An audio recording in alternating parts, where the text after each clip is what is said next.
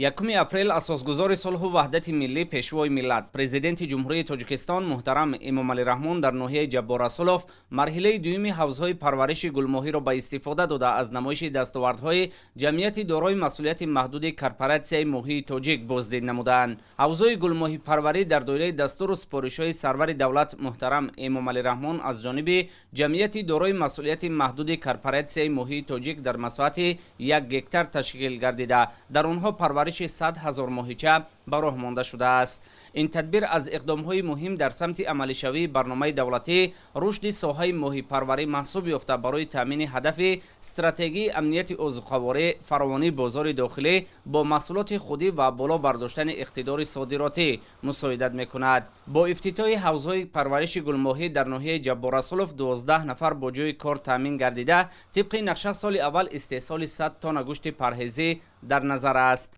در اساس توسعه متخصصان با مقصد زیاد نمودن کسلرات که در انکشاف ماهی نقش مهم دارد از خارج مملکت 10 ایرت وارد و در حوزها گذاشته شده است. در یک قسمت حوزها همچون تجربه پرورش تاس ماهی نیز به راه مانده شده است که به تاکید مسئولان نتیجه های خوب به نظر می رسد. یادآور میشیم که مرحله اول حوزهای پرورش گلماهی در ناحیه جبار رسولوف 29 ایول سال 2021 در مساحت 40 صد زمین با اشتراک پرزیدنت جمهوری تاجیکستان محترم امامعلی رحمون به استفاده داده شده بود. به اندیشه مسئولان بعد افتتاح نخستین خواجگی گلماهی پروری در ناحیه جبار رسولوف پیشروی‌های نظررس در ساحه ماهیداری و ماهی پروری در حدود ولایت سوخت به میان آمد.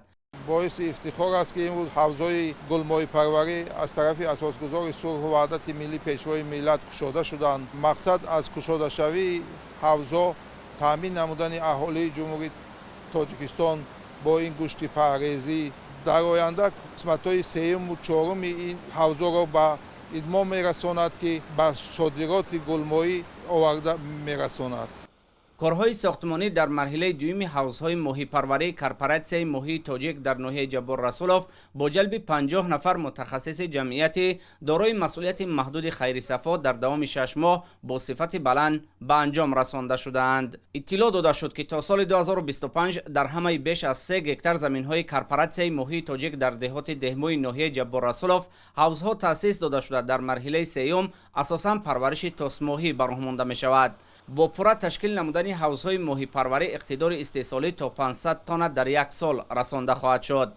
ما کارمندان شرکت خیر صفا از آن افتخار میکنیم که با دستگیری پیشوای معظم ملت محترم امامعلی رحمون برای رشد صاحبکاری و ماهی پروری امتیازهای زیاد دادند. امروز شرکت ما اقدام گرفته است که برای رشد ماهی پروری و تامین نمودن بازار داخلی با گوشت پرهیزی و صادرات آن در آینده کارخانه کارکرد ماهی و سردخانه با زیاده از 200 جای کاری دائمی ساخته به استفاده دهد. تشریف پیشوای معظم ملت برای ما کارمندان یک الهام بلند بخشید. در ناحیه جبار رسولوف امروز 5 خواجگی ماهی پروری فعالیت دارد و سال گذشته نزدیک 38 تن محصولات استحصال گردیده است.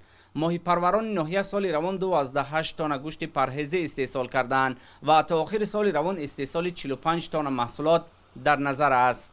پرزیدنت مملکت محترم امامعلی رحمون پس از افتتاح حوزهای گلماهی پروری از نمایش دستاوردهای جمعیت دارای مسئولیت محدود کارپوراسیون ماهی تاجیک دیدن نمودند.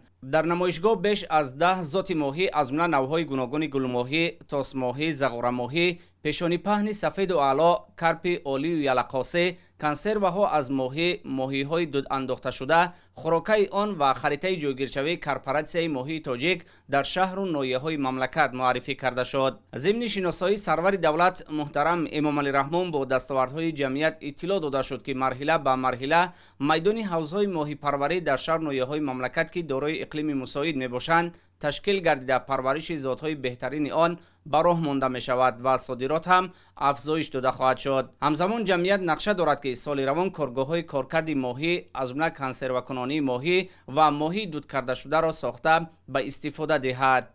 در اساس دستور سپارش‌های محترم جناب ولی امامعلی رحمون تصمیم گرفتیم که پرورش گلماهی را در دریا و دریاچه‌هایی که در کوهستان ما موجود هستند برای همونیم از اون برای اون که یکی از نمادهای نادرترین گلماهی عمودریایی در ما در همه دریاهامون موجود است. ما همراه میخواهیم که احیاش را براه مونیم. بغیر از این در سال 69 از ارمنستان از کل سیوان با ما ماهی فریل سیوانی را آورده بودند.